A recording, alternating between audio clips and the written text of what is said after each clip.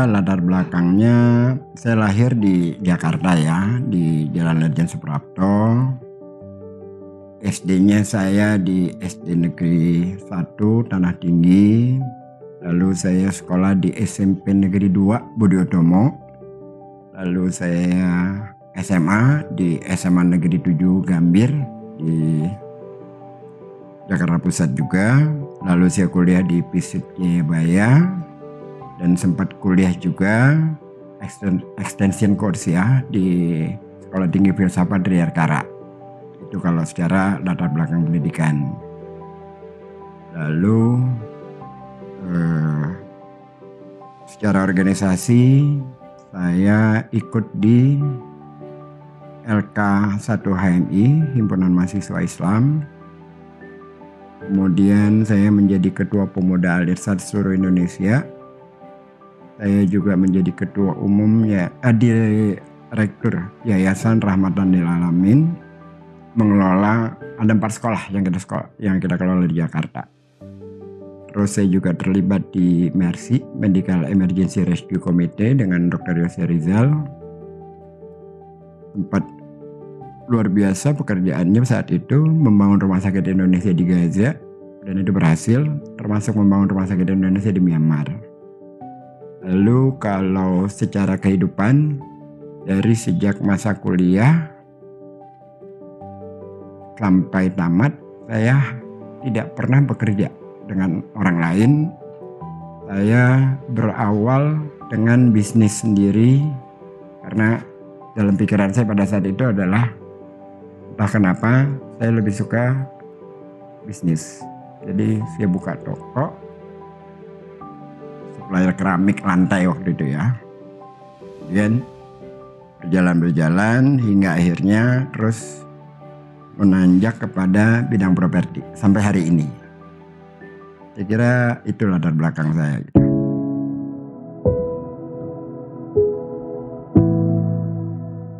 Sosok Anies Baswedan di mata saya terlalu banyak yang harus diceritakan. Artinya ginilah, Anies itu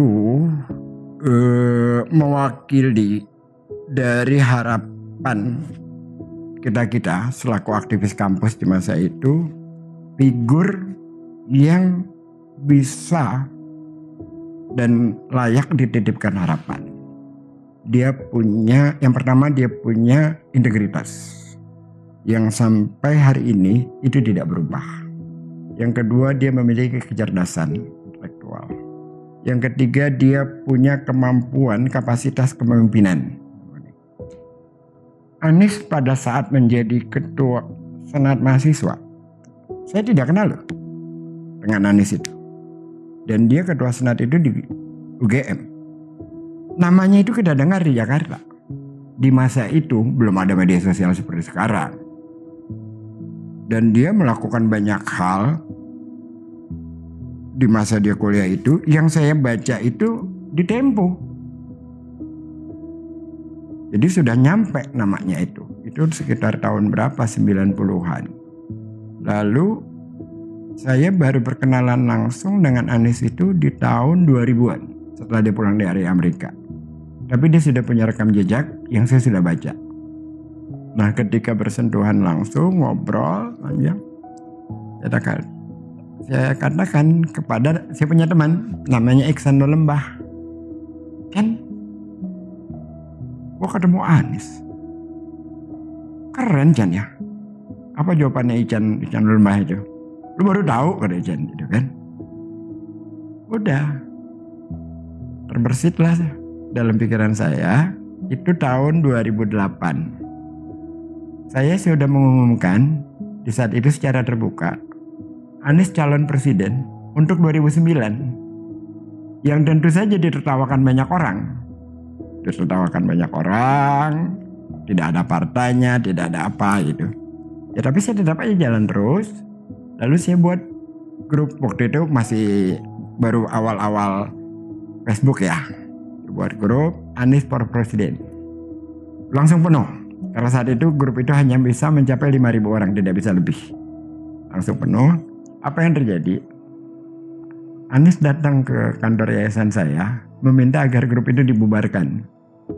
Kata Anies, pohon kalau masih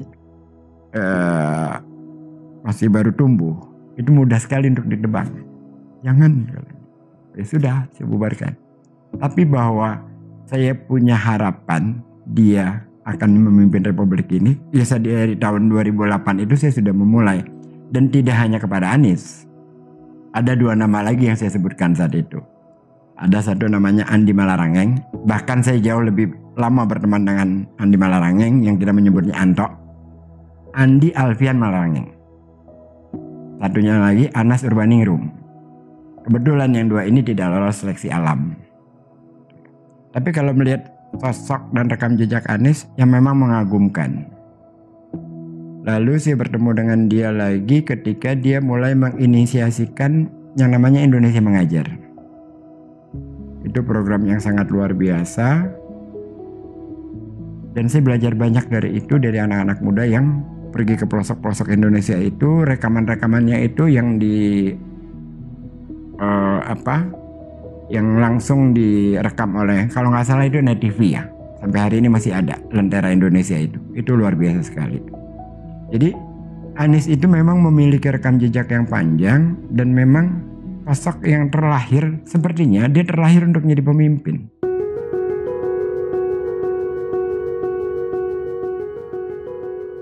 Yang paling berkesan dengan Anies itu yang baru aja ya, kalau yang lain kan banyak ya. Saya datang ke Balai Kota pada saat Anies jadi gubernur. Dan saya tidak tahu situasi dia saat ini seperti apa. Saya datang dengan masalah yang hampir saya tidak pernah berbicara tentang masalah pada dia selama memimpin Jakarta. Tapi kali itu saya datang karena masalahnya urgen. Saya sampaikan. Saya bicarakan dengan dia. Dan dia itu menerima dengan tenang. Mendengarkan apa yang saya katakan. Dan setelah saya keluar, saya menyesal bercerita di hari itu. Karena apa?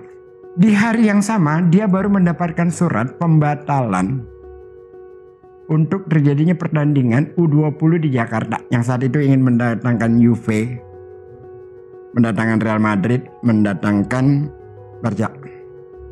Itu di hari yang sama. Dan sementara 3 klub itu sedang mau menuju ke airport tuh, menuju Jakarta. Kan dibatalkan tuh bulan Desember. Yang akhirnya terjadi tetap di bulan April. Walaupun di media sosial kemarin para kalangan otak dikit itu mengelola seolah-olah itu tidak terjadi, padahal terjadi di bulan April gitu kan. Tapi balik lagi ke cerita semula. Bagaimana dia mampu tetap tenang, tetap tidak terkena, tidak mengalami kehilangan fokus ketika masalah sedang menerjang. Dan dia tetap mendengarkan apa yang saya ceritakan dan langsung dia mengambil langkah-langkah untuk menyelesaikan masalah yang saya ceritakan tadi. Walaupun setelah saya keluar tadi saya baru tahu bahwa hari itu ada datang surat pembatalan dari Marco Marquez. Artinya kan dia sedang terpukul. Nah, hal semacam itu banyak terjadi. Banyak dialami oleh Anies dan dia tetap tidak kehilangan fokus selama memimpin Jakarta. Kan kita kalau kita sedang mengalami sesuatu, kadang-kadang fokus kita hilang. Anies tidak. Dia tetap dengan berbagai persoalan yang dia alami dan dia tetap bisa melaksanakan tugas-tugasnya dengan baik dan tuntas. Dan kalau mendengar apa yang diceritakan kemarin oleh Pak Anies tentang Formula E, yang bahkan membeli aspalnya pun saja susah di tengah situasi itu, kan gak ada yang dengar masyarakat kan. Itu banyak sekali yang seperti itu, dan kalau dijadikan sebuah buku cerita ke belakang bisa jadi buku tebal berjilid-jilid gitu loh. Saya kira itu sesuatu yang sangat luar biasa, mengesankan bagaimana seorang pemimpin yang kuat dan tetap tabah, tidak mengalami disorientasi walaupun di tengah tekanan yang sangat luar biasa. Saya kira itu yang berkesan dari saya tentang Anies di masa sekarang setelah dia menjadi gubernur. Tapi kalau sebelum, ya kecerdasannya, santunnya, yang semua orang sudah tahu. Tapi hal-hal yang dibalik itu yang membuat saya, ini orang memang luar biasa ini.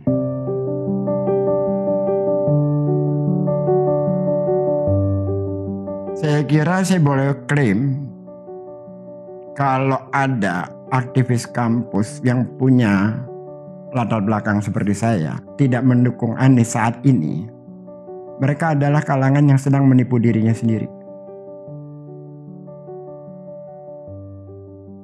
Apa yang dilakukan oleh Anies? Yang dilakukan oleh Anies adalah membangun keadilan sosial. Yang dilakukan oleh Anies adalah kesetaraan. Yang di masa kita di kampus dulu berteriak soal itu. Dan sekarang ada seorang figur yang melakukannya. Soal bagaimana persoalan air bersih di Pulau Seribu dia bereskan.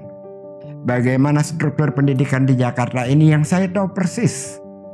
Struktur pendidikan di Jakarta, terutama SMA, SMP, itu menjadi terbelah antara yang kelas menengah. Ini negeri ya, bukan swasta. Antara yang kelas menengah dan yang tidak. Itu jadi pemilihan yang luar biasa. Dari zaman saya SMA sampai semasa Anies gubernur lah baru berakhir. Jadi kalau ada orang yang tidak mendukung dia dengan alasan di luar alasan kedengkian, gak ada. Semata-mata hanya kedengkian. Karena itu adalah mimpi kita di masa kita kuliah. Dia seorang tokoh yang satunya kata dengan perbuatan jauh dari persoalan korupsi, jauh dari persoalan yang imoralitas. Keluarganya baik, anak-anaknya baik, tidak pernah aneh-aneh. Seluruh hidupnya itu bisa terlihat, terbuka, dan rekam jejaknya bersih. Jadi apa persoalan kita tidak mendukung Anies? Jadi bukan hanya saya kira itu kepada semua. Dan kalau Anies ditempelkan oleh isu macam-macam yang sudah terbukti itu adalah hoak, yaitu karena ini saja hanya persoalan kedengkian. Saya kira itu. Jadi kita semua yang berpikir normal, yang berpikirnya punya harapan tentang bangsa ini, melihat rekam jejak apa yang sudah dilakukan oleh Anies kepada warga Jakarta, kita berharap bisa dilakukan untuk seluruh Indonesia. Jadi kalau ada yang menolak ini di luar kedengkian, beradu fakta, tidak bisa tertolak. Tidak bisa, apapun. Karena itu sudah ada buktinya. Yang paling luar biasa adalah apa? Kampung-kampung kumuh di Jakarta itu 400 lebih dirapikan. Kalau tidak ada COVID 2 tahun itu, saya kira 70% sampai 80% selesai. Lama Anies itu kena COVID pun masih 400 lebih. Kampung-kampung kumuh. Yang kedua, kampung akuarium. Yang martabatnya dihilangkan loh. Bukan cuma rumahnya digusur, martabatnya. KTP-nya diambil, kartu keluarganya dicoret. Tidak dianggap warga negara, ini manusia. Akses air bersihnya tidak mereka dapatkan, listrik dilarang masuk. Sudah dibuat sedemikian rupa. Dan dihinakan pula. Dihinakan oleh gubernur sebelumnya, dihinakan oleh orang-orang yang mendukung gubernur sebelumnya. Itu kan, mereka-mereka itu. Anies datang memberikan harapan, dan harapan yang diberikan itu dijadikan kenyataan. Pemimpin mana selama kita berada di Republik ini yang melakukan seperti Anies? Yang berpihak kepada masyarakat di bawah itu yang selama ini tidak terlindungi. Dan dia sudah melakukan. Tidak hanya di kampung akuarium, termasuk di kampung Bayam, termasuk kampung Kunir, dan banyak lagi. Lalu dengan gerakannya itu apakah dia mengusir kelas menengah? Tidak. Yang kelas menengah dibiarkan tetap tumbuh. Yang kecil dibiarkan juga untuk bisa tumbuh. Dia berikan ruang kepada semuanya. Dan selama 5 tahun apakah ada masalah di Jakarta? Tidak ada. Kehangatan sosial tetap terjadi. Korelasi sosial di Jakarta tetap bagus. Tetap hangat.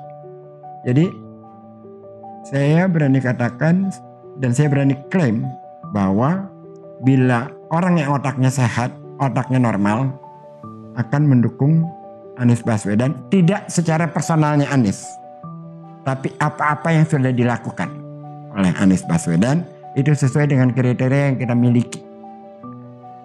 Cara kriteria. Jadi tidak semata-mata Anies, bukan, tapi berdasarkan apa yang dia lakukan. Dan itu adalah mimpi kita semua di masa lalu, memiliki pemimpin yang seperti ini.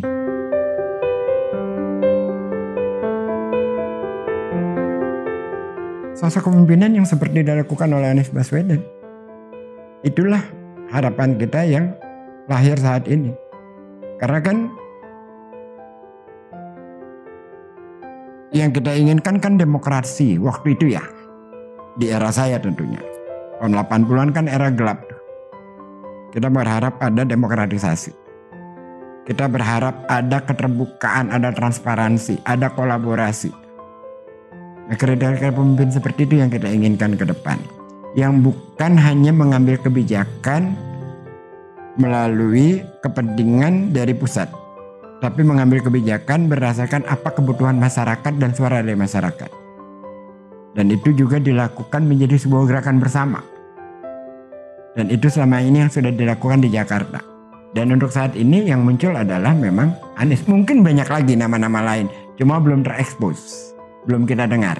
Tapi yang sudah ada saat ini yang sesuai dengan kriteria-kriteria itu adalah Anies Baswedan. Dan kalau ingin Indonesia seperti Jakarta, ada keadilan, ada ruang partisipasi bagi warga, ya, yang sudah dilakukan oleh Anies Baswedan itulah. Karena selama dia memimpin Jakarta itu, semuanya itu berdasarkan kolaborasi dengan masyarakat banyak. Saya kasih contoh satu. Taman di Jakarta itu ada 400 lebih yang dibangun baru dan direvitalisasi. Taman-taman itu tidak ada yang template. Taman-taman itu semuanya beda-beda.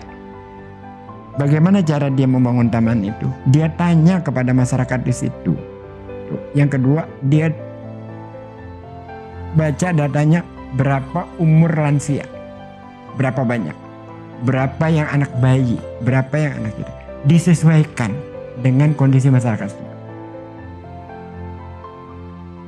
Jadi itu hal yang selama ini kita tidak pernah pikirkan. Kan biasanya kalau pemerintah daerah itu bikin apa-apa, mereka gambar, mereka rancang, mereka bangun. Mau dipakai nggak dipakai ya terserah. Yang penting mereka sudah melaksanakan tugasnya.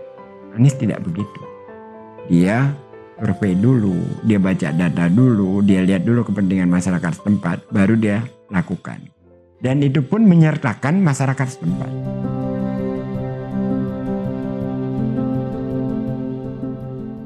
Tuduhan-tuduhan itu menurut saya kampungan, norak, tolol, tidak punya bukti. Orang-orang yang mengatakan itu otaknya dikit. Bicaranya selalu komentar dulu, dongok kemudian. Karena kalau orang yang cerdas, otaknya normal, setiap bicara itu berdasarkan data, berdasarkan referensi. Nah, tuduhan itu tidak ada buktinya. Jangankan selama 5 tahun Anies memimpin, yang sudah memberikan sekian puluh gembek untuk berbagai gereja. Bahkan pada saat pilkada pun, pada saat rame-rame itu, Anies masih jadi menteri, mereka sudah bicara tentang politik identitas. Siapa yang bicara politik identitas? Itu 2015 akhir, Guntur Romli sudah menyatakan, lebih baik kafir tapi tidak koruptor daripada muslim tapi koruptor. Itu dia sudah mengeneralisasi kalau orang Islam itu pasti koruptor gitu loh. Itu kan muridnya Guntur Romli itu. Pada saat itu saya masih menjadi pendukungnya Ahok, masih membela dia dari wakil gubernur menjadi gubernur. Itu ceritanya panjang lah gitu kan. Itu sudah dibangun narasi-narasi tentang itu. Pada saat itu Anies di mana? Dia masih jadi menteri. Anies itu dicukupkan kan bulan Juli 2016.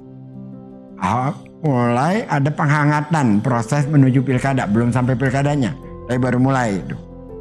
Nah, itu sudah dibangun gitu. Nah, keangkuhannya Ahok dan keangkuhan teman-temannya itu yang seringkali memberikan pernyataan-pernyataan yang kontroversial dan melukai orang banyak, yang akhirnya siap keluar dan menyatakan menjadi lawannya karena kecewa, dari tadinya saya mengagumi, ujungnya jadi kecewa, lalu mencari figur baru. Bahkan yang saya munculkan pada saat itu malam lebaran, saya minta Pak Sapri Samsudin untuk deklarasi. Yang akhirnya nggak jadi kan. Lalu tiba-tiba muncul nama Anies di udah bulan akhir tuh menjelang proses pendaftaran pilkada. Lalu Anies dikaitkan dengan persoalan itu semua yang tidak ada faktanya. Pertama, Anies mengirim surat tanggal kalau nggak salah itu April 2017. Anies mengirim surat itu agar spanduk-spanduk itu diturunkan. Kalau ada orang yang tidak disolatkan, dia akan datang sendiri. Itu resmi, surat resmi Anies. Itu yang pertama. Tetapi sebelum ada ancaman-ancaman itu, mereka juga sudah mengancam. Kalau Ahok tidak menang, janda-janda itu tidak lagi mendapat KJP. Lalu bantuan itu akan dicabut semua, macam-macam ancaman. Ya ancaman dibalas dengan ancaman lagi, yang mulai itu mereka gitu loh. Nah, selama Anies memimpin, gereja dapat IMB, Indo Tamil mendapatkan gedung, Indo Bali didatangi oleh Anies, bahkan mereka testimoni sendiri 6 kali datang ke sana. Yang semuanya itu adalah fakta, lalu dilawan oleh mereka dengan narasi yang tidak ada faktanya. Oleh karena itu saya katakan mereka itu norak, otaknya dikit, bicara dulu, donganya kemudian. Karena begitu saya kasihkan bukti, mereka tidak mampu menjawab lagi, terkecuali yaitu dengan kalimat-kalimat yang bahkan menjadi rasis.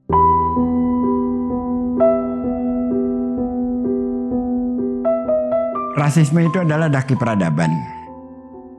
Dan orang-orang yang berperilaku rasis itu mentalnya sudah pasti rusak. Kalau mentalnya rusak, ya otaknya ikut rusak. Gitu. Itu sudah pasti, nggak bisa tidak. Yang berikutnya adalah rasisme itu harus dilawan, tidak bisa didiamkan. Karena itu membahayakan bagi bangsa ini, perilaku rasisme itu. Nah, terkait dengan Yaman dan sebagainya, saya tidak mau menjawab Anies. Lebih baik saya menjawab dengan cara diri saya sendiri aja. Kakek saya itu keturunan Arab, nenek saya itu Betawi Kebon Nanas. Negara saya di sini, di Indonesia, saya tidak punya negara lain. Saya di Jakarta mengelola 4 pendidikan, mengelola Jakarta Melayu Festival. Kalau bicara keindonesiaan, dengan saya itu adu karya saja. Apa karya lo, apa karya gue untuk bangsa ini. Jangan cuma membangun tentang rasisme. Jadi kalau lewat karya, siapa yang lebih Indonesia, lo atau gue? Kan begitu. Melihat keindonesiaan itu, apa yang kita buat? Banyak hal lagi bisa saya ceritakan. Dan kalimat saya agak angkuh karena memang melawan yang seperti hal itu harus dengan keangkuhan yang berlebih. Karena sombong terhadap orang sombong itu berpahala. Mereka kan melakukan kesombongan dengan narasi yang luar biasa kejamnya gitu kan ya. Sementara mereka tidak punya karya apa-apa. Saya tahu dia bicara-bicara kayak gitu, dayanya ngewain, tapi nunggu dibayarin orang. Kalau ada pilpres, mereka ikut-ikutan, jadi tim sukses, ya nunggu duit gobanan. Kan itu udah diakui sendiri oleh Abu Janda kan. Itu sama aja kelakuan-kelakuan kayak gitu. Beda dengan kita yang mendukung Anies. Ada yang menarik tabungannya, ada yang menjual motornya, ada yang kayak saya kemarin. Ya sudah, bangun ruko, jual, kebetulan sebagian saya pakai buat pilkada. Nggak nunggu duit dari bohir-bohir kayak gitu. Beda lah kelasnya. Beda banget. Antara kita dengan mereka itu, dengan para buzzer, beda banget. Kita sangat berintegritas, punya usaha sendiri, punya idealisme.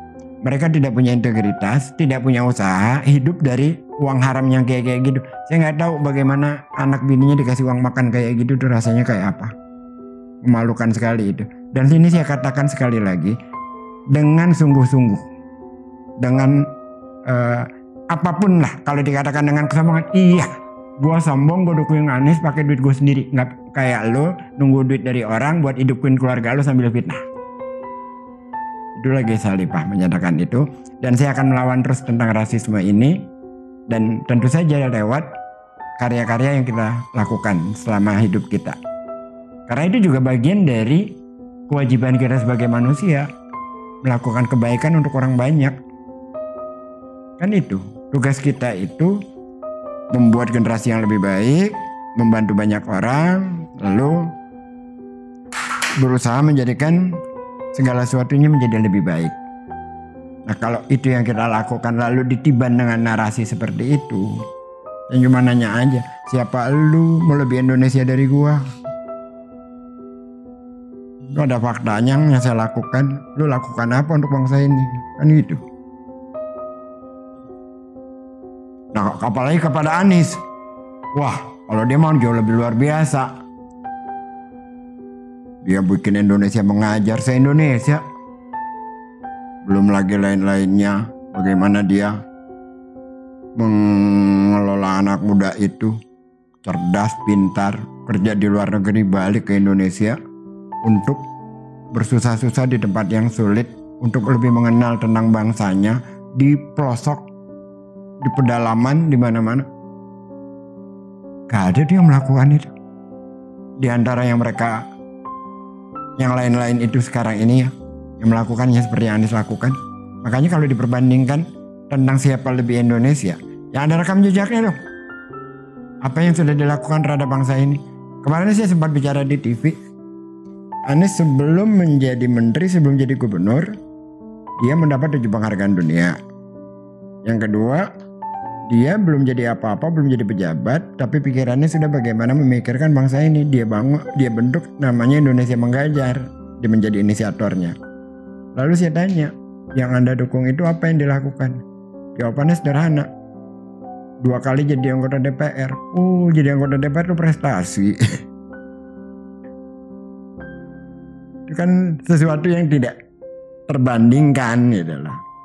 Dan saya tidak membicara lainnya lah, ada kasus-kasus lain gak perlulah itu. Kita cukup dengan rekam jejak dan prestasi aja.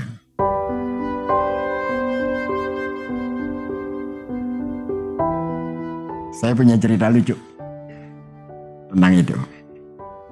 Jadi gini, di pengalaman langsung ya. Ancol itu kan ditutup berbulan-bulan. Di Ancol itu ada 400 lebih kucing liar di Ancol. Tentu saja tidak terpikir oleh kita bagaimana hidupnya kucing-kucing itu. Karena selama ditutup kan restoran tutup, semua tutup, orang gak ada. Bagaimana mereka makan? Lalu muncullah sebuah tulisan imajiner. Dialog antara seorang karyawan Ancol dengan kucing yang ada di sana. Tulisan itu saya kirim, lalu para penyayang kucing menghubungi saya. Bagaimana cara mereka untuk bisa masuk Ancol saat ditutup itu. Agar mereka bisa melakukan street feeding. Kita ketemu, lalu kita berikan aksesnya. Sejak saat itu dan tiap hari, berhitung bulan, berhitung tahun, mereka lakukan sampai hari ini. Namanya The Catty and Friends. Mereka merawat kucing-kucing itu, divaksinasi, disterilisasi, dan segala macam. Lalu mereka bertanya kepada saya, Pak Anies, bisa nggak kita ketemu dengan Pak Anies? Benar. Kan Pak Anies kan penyayang kucing juga. Oh bisa? Nanti saya coba tanyakan ya. Kebetulan beberapa orang yang dari para yang penyayang kucing itu, orang yang tidak suka Anies. Dulunya ya, mereka yang kita sebut dalam tanda kutip ahoker lah. Tapi saya bilang sama perempuan-perempuan itu, semuanya itu perempuan tuh. Nanti gue temuin sama Anies, tapi syaratnya satu. Apa? Jangan jatuh cinta ya? Wah, adalah mereka ngenyek lah. Apa? Siapa emangnya Pak Anies itu? Oke. Lalu saya hubungi Pak Anies, bilang, Pak Anies, ini ada para penyayang kucing. Mereka mengelola kucing-kucing di Ancol, beri makan, vaksinasi gitu. Mereka pengen ketemu dengan gubernur dan punya aspirasi. Pak Anies sekarang kan siap. Lalu diberikanlah jadwal. Bertemulah mereka. Bertemu mereka.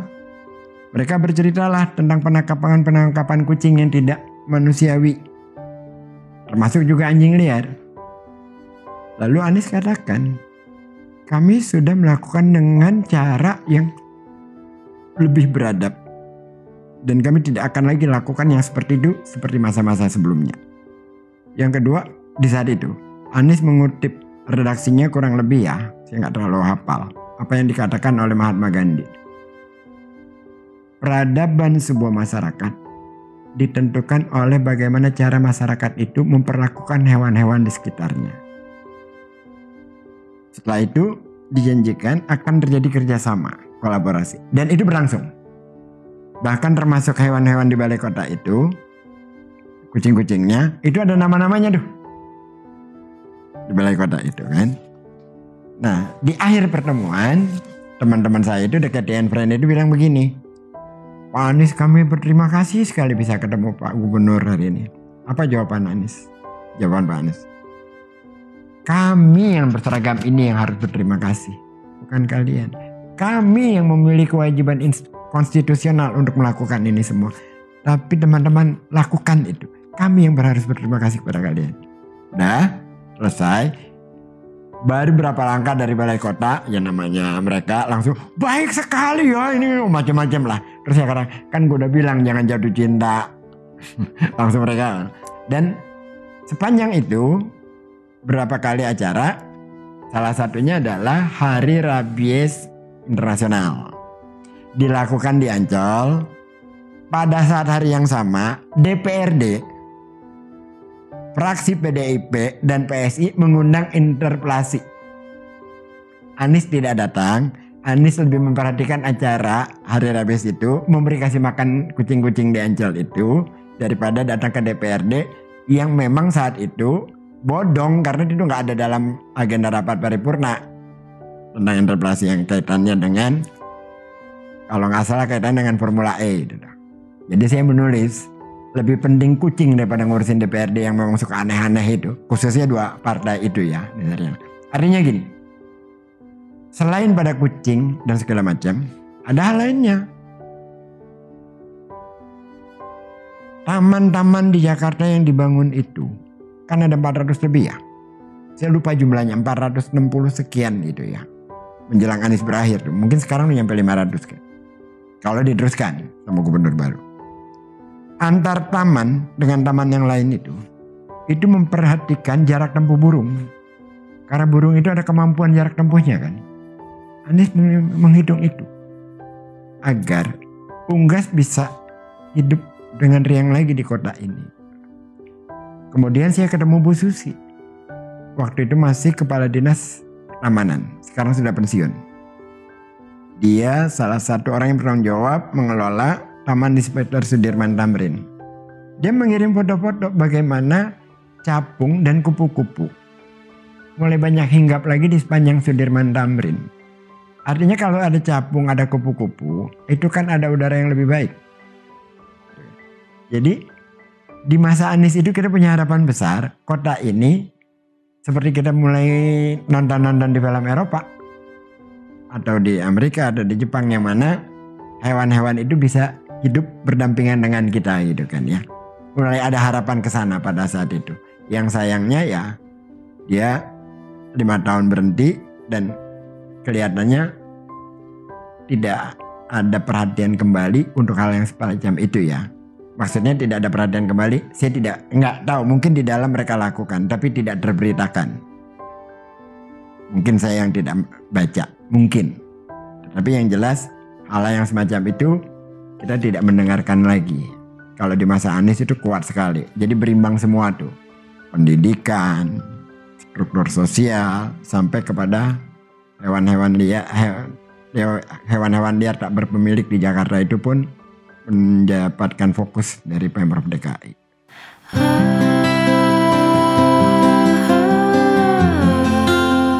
Sepanjang Anies memimpin, Jakarta menjadi kota yang paling demokratis. Sepanjang Anies memimpin, Jakarta yang warganya turut berkolaborasi membangun bangsa ini. Sepanjang Anies memimpin, tidak ada orang yang menghinakannya dia dilaporkan, apalagi ditangkap. Sepanjang Anies memimpin, tidak ada konflik sosial. sepanjang Anies memimpin tidak terjadi kayak seperti kampung akuarium yang di Wadas terjadi. Sepanjang Anies memimpin, Bundaran HI dan Istana tidak pernah banjir. Banjir jauh lebih berkurang, baik lamanya maupun wilayah yang terkena banjir.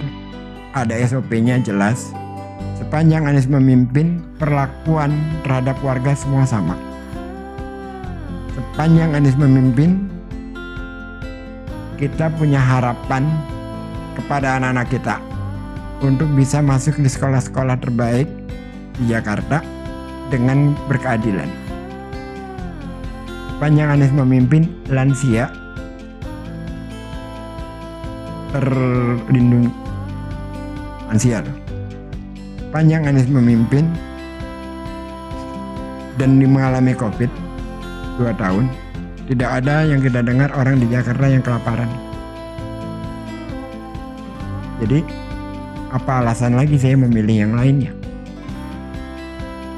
Karena saya tidak perlu bicaranya hal negatif terhadap calon lain, nggak perlu. Cukup lihat bukti-bukti yang kita alami saja. Dan kalau ada yang mengatakan Anies tidak kerja apa-apa, nggak ada karyanya, ya kalau mata lo katarak ke dokter, bukan komentar. Itu udah penyakit mata, gimana nggak bisa saya obatin gitu loh ya. Lalu mengambil foto tentang patung instalasi bambu ya. Padahal itu seniman hebat yang buat. Dan itu dibuat untuk Asian Games saat itu. Yang tadinya hanya berumur 6 bulan jadi setahun kan, karena bisa diperpanjang. Udah, itu kan yang mereka lakukan itu. Lalu mereka ambil foto-foto sumber resapan. Sumber resapan itu yang dilakukan di Jakarta itu 38.000. Yang bermasalah nggak ada 1%-nya tuh, tapi dramatisasinya kan luar biasa. Salah satu ketololan yang dilakukan oleh, saya menyebut namanya si SMA-nya di mana. Orang tahu tuh kalau dibilang SMA-nya di mana tuh, dia tuh orangnya tuh. Dia jalan pakai mobil, dia ambillah foto sumber apa? Ini trotoar, ini jalannya di bawah trotoar kan? Dia filmin lah bagaimana sumber resapan dibuat di sini. Dia tidak lihat di sini ini ada tali-tali airnya. Jadi di bawah jalan, yang dia lihat yang di atasnya aja. Untuk bagaimana menghantam Anies terkait sumber resapan. Yang tolol kan otaknya. Dan memang sumbernya di atas ini, tapi kan di bawahnya ada tali air. Yang dia tidak lihat, bukan tidak lihat sebenarnya. Memang otaknya dikit gitu. Karena dipenuhi kedengkian, akhirnya tidak bisa melihat semuanya. Nah, sumber resapan itu, kalau itu bermasalah nggak dilanjutkan, sampai sekarang dilanjutkan. Apalagi jalan-jalan terhadap Anies itu, yang sering mereka katakan itu kelebihan bayar. Di mana-mana kelebihan bayar itu terjadi dan itu biasa. Tapi bagaimana itu bisa terminimalisir dan terjadi? Dibandingkan tahun-tahun sebelumnya, jauh lebih rendah kelebihan bayar di masa Anies dibanding tahun sebelumnya. Datanya data BPS. Saya tidak ada datanya di saya, kalau mau dibuka sekarang juga bisa, cuman gak enak aja karena akan menyangkut kepada di masanya presiden saat menjadi gubernur. Itu tinggi banget kelebihan bayarnya. Tapi datanya data BPS, tinggal dibuka aja. Jadi banyak hal yang mereka buat sesuatu yang lebih kepada asumsi kedengkian ya, bukan kepada fakta. Apakah Pak Anies tidak ada kekurangannya? Ada kekurangan Pak Anies yang tidak terselesaikan buat saya ya. Pipanisasi air bersih di Jakarta itu tidak maksimal karena kan terhalang oleh 2 lembaga swasta pada saat Anies penjabat itu yang masa kontraknya belum berakhir. Dan itu saya berharap sekali, semoga saja, saya tidak berharap dengan PJ gubernur yang sekarang ya, tidak, tapi pada saat gubernur yang nanti untuk melaksanakan programnya Pak Anies di soal pipanisasi air bersih. Karena itu kebutuhan kita semua, kebutuhan warga. Makanya sering saran saya kepada teman-teman di PSI, udah daripada kalian ngeritik-ngeritik Anies yang isinya tolol kayak gitu, gua kasih bahan deh, apa nih air bersih kalian kritik. Karena ini sangat bermasalah gitu. Di Jakarta berapa persen sih orang yang baru dapat langsung air bersih? sudah dilakukan oleh Anies itu banyak sekali, tapi belum sampai titik maksimal, belum. Masih harus lagi gitu loh. Karena kan itu menjangkau di kampung-kampung kumuh terutama kan. Masyarakat di kampung-kampung kumuh kan mahal itu kalau beli air bersih. Kalau kita kan yang sudah ada pipa air, murah, per kubik paling 3.500. Mereka kan beli galonan. Galon berapa? 5.000 terus 10.000. Jadi biaya hidup mereka untuk air bersih lebih mahal daripada kita yang relatif sudah established.